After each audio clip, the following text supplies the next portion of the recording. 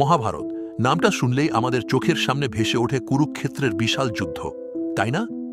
কিন্তু যদি বলি এটা শুধু একটা মহাকাব্য নয়, যদি বলি এটা ৫,০০০ বছরের পুরনো একটা কোল্ড কেস, একটা অমীমাংসিত রহস্য যেটা সমাধানের অপেক্ষায় আছে, চলুন আজ আমরা এই প্রাচীন গ্রন্থটাকে একটা পৌরাণিক কাহিনী হিসেবে না দেখে বরং একটা কেস ফাইল হিসেবে দেখি।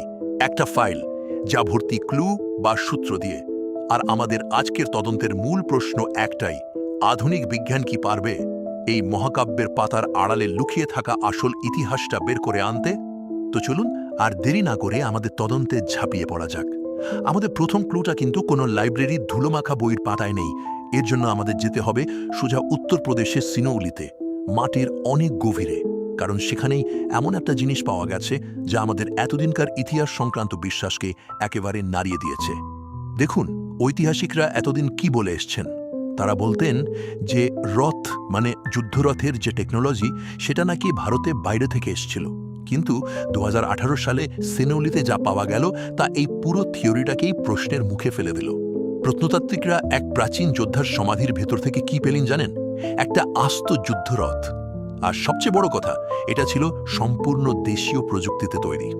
এরপর যখন কার্বন ডেটিং করা হলো, মানে ওই যে বৈজ্ঞানিক পদ্ধতিতে বয়স মাপা হয়, তখন দেখা গেল এই সমাধি আর রথটা প্রায় ৫,০০০ বছরের পুরনো। ভাবা যায়, এই সময়টা কিন্তু হুবহু মিলে যাচ্ছে মহাভারতে বলা কুরুক্ষেত্র যুদ্ধের সময়ের সাথে। তার মানে কি দাঁড়ালো? তার মানে হলো, মহাকাব্যে যেসব হাইটেক রথের কথা আমরা পড়ি, সেগুলো শুধু কবির কল্পনা ছিল না, ওগুলো ছিল সে সময়ের বাস্তব প্রযুক্তি। এজন্যই বলা হচ্ছে এই আবিষ্কারটা সন্দেহবাদীদের মুখে একটি বৈজ্ঞানিক চপেটাঘাত। কারণ এটা তো আর কোনো গল্প নয়, এটা একটা বাস্তব প্রমাণ। চোখের সামনে দেখা যাচ্ছে একটা তামা দিয়ে সাজানো অত্যন্ত দ্রুতগতির রথ, আর এর বর্ণনা একদম মিলে যায় মহাকাব্যে অর্জুন বা কর্ণের রথের বর্ণনার সঙ্গে। তো সিনৌলির মাটি থেকে আমাদের তদন্ত এবার পাড়ি দিচ্ছে সমুদ্রে। চলুন যাওয়া যাক গুজরাট উপকূলের দিকে, যেখানে সমুদ্রের গভীরে লুকিয়ে আছে এক হারিয়ে যাওয়া শহরের রহস্য। মহাভারতের একটা খুব করুণ কাহিনী আছে, তাই না? যে শ্রীকৃষ্ণের বিদায়ের পর তার প্রিয় শহর, সোনার শহর দ্বারকা, নাকি সমুদ্রে তলিয়ে গিয়েছিল। যুগ যুগ ধরে মানুষ এটাকে একটা রূপক হিসেবেই ভেবে এসেছে, একটা হারানোর সোনালী দিনের গল্প আর কি। কিন্তু যদি এটা শুধু রূপক না হয়? এই প্রশ্নটাই তাড়া করে বেড়াচ্ছিল ডক্টর S.R. রাওকে। তিনি ছিলেন একজন মেরিন আর্কিওলজিস্ট। ৮০-র দশকে তিনি ঠিক করলেন এই গল্প কথাকে তিনি বিজ্ঞানের চোখে দেখবেন। আর তারপর তিনি যা খুঁজে পেলেন সেটা এক কথায় অবিশ্বাস্য। ভাবুন একবার, সমুদ্রের ৪০ মিটার নিচে তিনি খুঁজে পেলেন একটা বিশাল পরিকল্পিত শহরের ধ্বংসাবশেষ। সেখানে বড় বড় পাথরের দেওয়াল আছে, চওড়া রাস্তা আছে, এমনকি জাহাজের পাথরের নোঙরও পাওয়া গেছে। আর সবচেয়ে অবাক করার মতো বিষয় কি জানেন? এই শহরটার অবস্থান মহাভারতের দ্বারকার যে ভৌগোলিক বর্ণনা দেওয়া আছে তার সাথে হুবহু মিলে যায়।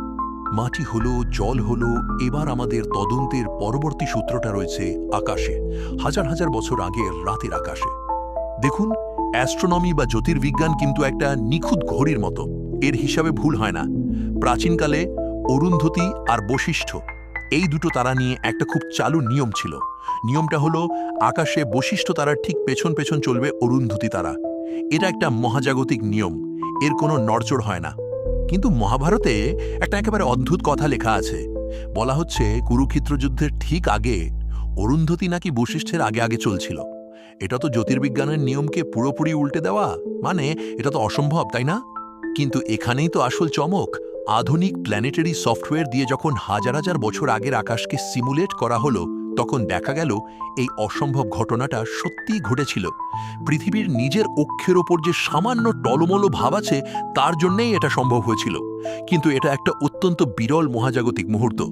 তাহলে প্রশ্নটা হলো, লেখক ব্যাসদেব যদি ঘটনাটা নিজের চোখে না দেখতেন, তাহলে এমন একটা বিরল, প্রায় অবিশ্বাস্য মহাজাগতিক ঘটনা এত নিখুঁতভাবে লিখলেন কি করে? তো আকাশের তারা ছেড়ে আমাদের তদন্ত আবার ফিরে আসছে মাটিতে। এবার আমরা ২১ শতকের টেকনোলজি ব্যবহার করে এমন একটা হারানো পৃথিবীর ম্যাপ খুঁজে বের করব যার কথা শুধু মহাভারতেই লেখা ছিল। মহাভারত যদি পড়েন, দেখবেন বারবার একটা নদীর কথা ফিরে ফিরে আসে, সরস্বতী নদী। বলা হয় এটা ছিল এক বিশাল প্রাণবন্ত নদী। কিন্তু আজকের ম্যাপে আপনি এই নদীর কোনো চিহ্নই খুঁজে পাবেন না। তাই সবাই ধরেই নিয়েছিল এটাও একটা পৌরাণিক কল্পনা। কিন্তু তারপর আসলো স্যাটেলাইট। আমাদের ইসরোর স্যাটেলাইট ছবি যখন বিশ্লেষণ করা হলো, তখন এক অবিশ্বাস্য জিনিস দেখা গেল। রাজস্থানের মরুভূমির তলায় একটা বিশাল শুকনো নদী খাতের স্পষ্ট পথ। আর জিওলজিক্যাল ডেটা বলছে এই নদীটা শুকিয়ে গিয়েছিল প্রায় 4000 বছর আগে, যা কিনা মহাভারতের সময়কালের সঙ্গে হুবহু মিলে যায়। আচ্ছা, তাহলে এতক্ষণ ধরে আমরা যা যা দেখলাম, চলুন আমাদের তদন্তের সমস্ত ক্লুগুলো একবার এক জায়গায় করে দেখা যাক। কি কি পেলাম আমরা? 1. মাটির নিচে 5000 বছরের পুরনো হ্রদ, যার বর্ণনা মহাকাব্যে আছে। 2. সমুদ্রের তলায় একটা আস্ত শহর, ঠিক যেখানে থাকার কথা বলা হয়েছিল। 3. আকাশে এমন এক মহাজাগতিক ঘটনার নিখুঁত রেকর্ড, যা চোখে না দেখলে লেখা প্রায় অসম্ভব। আর 4.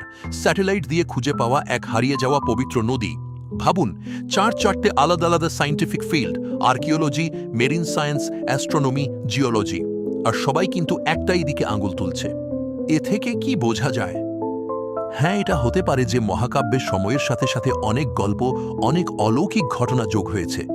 কিন্তু এর মূল ভিত্তিটা, যে ভিতের ওপর পুরো গল্পটা দাঁড়িয়ে আছে, সেটা যে একটা ঐতিহাসিক সত্যি ঘটনা, সেই প্রমাণই কিন্তু বিজ্ঞান আজ আমাদের সামনে তুলে ধরছে। তাহলে বিজ্ঞান তো তার প্রমাণগুলো আমাদের সামনে রাখলো।